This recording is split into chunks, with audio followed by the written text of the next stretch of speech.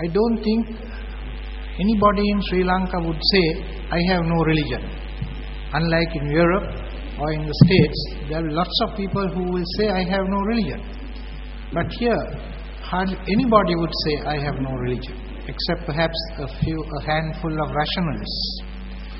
But how come that in spite of all this sort of verbal, conscious commitment to religion, we have had so much of violence and war, especially during the last 30-40 years?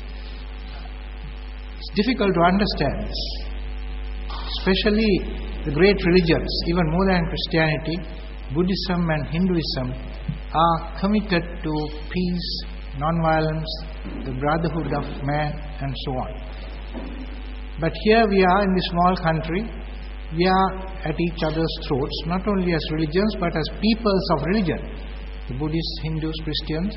Although the violence we have had was not directly religious, but the people who engaged in war and violence, all people committed either to Hinduism, to Buddhism, Christianity or Islam. I find that a clue to this puzzle is found in a very significant incident in the life of Jesus. He was at the well of Jacob when there was a Samaritan woman who came to draw water. And there is a beautiful conversation recorded in the Gospel of St. John between Jesus and this Samaritan woman. And in the course of the conversation, this Samaritan woman found that Jesus was a kind of prophet and he was probing too much into her unsavory private life. So she wanted to distract Jesus and she asked him a question. She said, you people, you Jews, worship God in Jerusalem. We Samaritans, we worship our God in Mount Gerizim. Now, what do you think is the better? Which is the worship which is more acceptable to God? You know what Jesus said?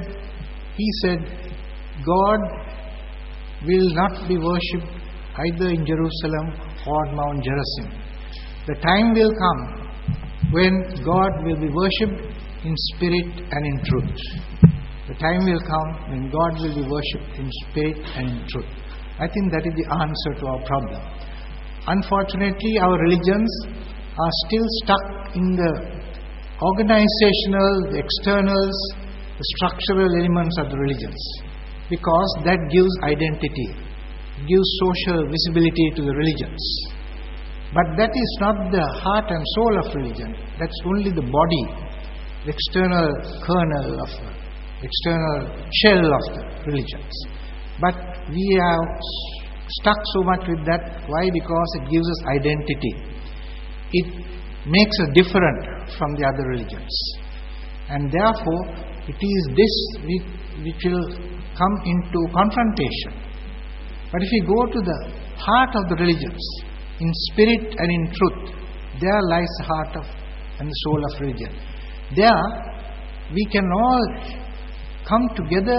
Not only come together, it draws us together, because the spirit is in all the religions.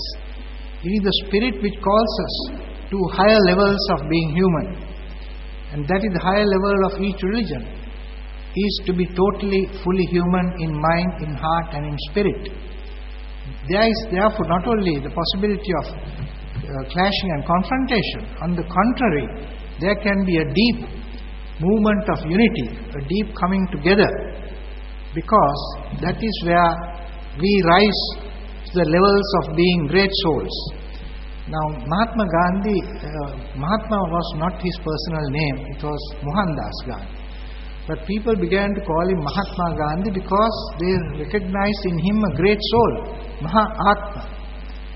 And I think the goal of all religions should be to make us Mahatmas, great souls. Because the perspective on that may be different. I may look at being a Mahatma from the point of view of Christ, the Buddhist from the point of view of the Buddha. That will not matter, because the goal will be the same, to become great souls, to become fully spiritual. The spiritual can unite us and bring us together. The